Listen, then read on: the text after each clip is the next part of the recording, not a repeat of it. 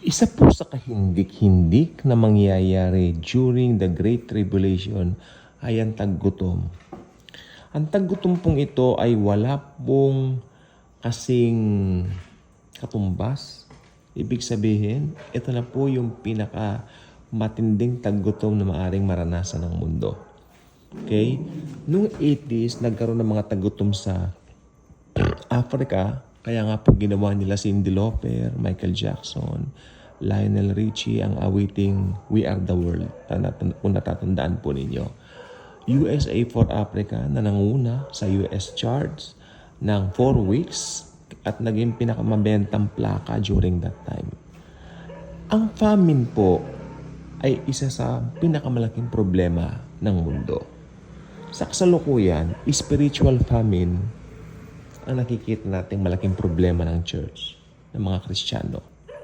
Okay, maraming mga tao ang hindi pa nakakarinig ng Ebanghelyo ni Jesucristo. At sila ay kailangan mabusog. Okay.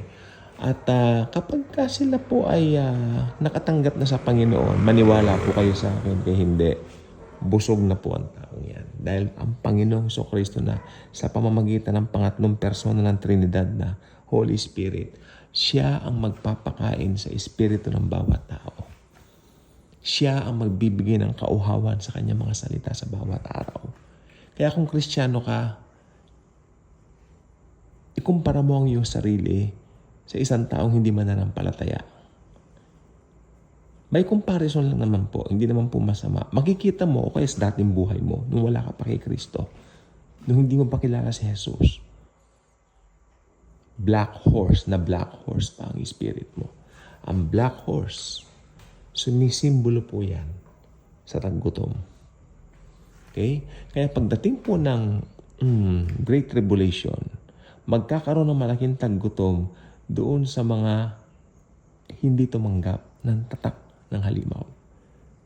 Pero, ganun pa man, busog sila sa kanilang espiritu sapagkat napagdesisyonan nila na magpapugot na lang ng ulo para maparangalan at mapalwalhatian ang Panginoong Jesucristo. Well, nagawa po nila ang pinakadapat gawin. Well, nagawa nila ang pinakadapat na pinakamagandang desisyon na dapat gawin ng tao during that time.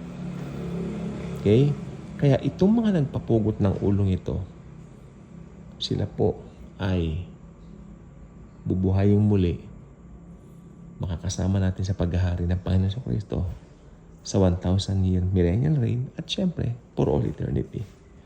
At ang famine po sa Great Tribulation, ito po ay dahil sa pangunguna ng Antikristo na sabi niya, hindi pwedeng bumili ang mga walang tatak ng halimaw. Amen? So, ginipit man sila, mas pinili nila nilang magutom. Mas pinili nila nilang huwag magpatatak. At mas pinili nilang magdesisyon na magpapugot na ng ulo para at least magkaroon sila ng buhay na walang hanggan. Amen? Kaya ito pong Great Tribulation ay napakasaklap, napakalungkot na part ng panahon ng kasaysayan.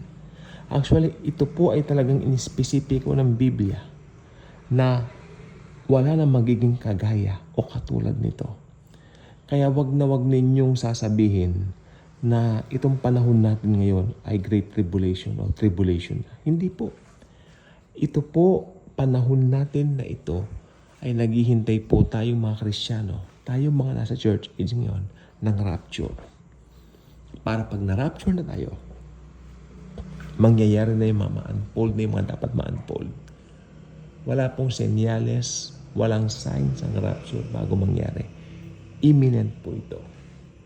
Okay? Pero pag nag-rapture na po, nakuha na tayo ng Panginoong Jesus, yung mga maiiwan dito, bumilang na lang sila ng 7 taon, second coming na po.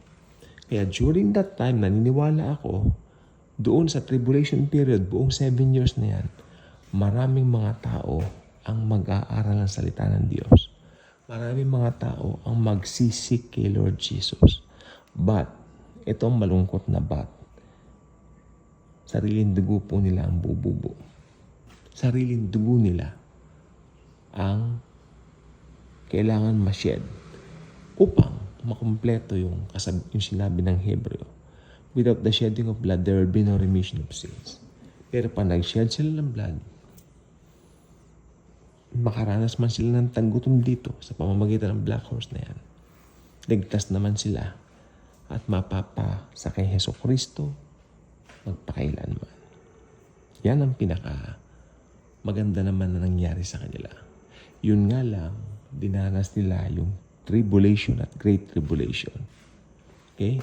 Dahil sila po ay hindi nagdesisyon para sa Panginoong Hesus dito sa ating age ngayon, ang church age. Ang church age po ang pinakamaganda na sabihin natin na dispensation upang maligtas o masave ang tao.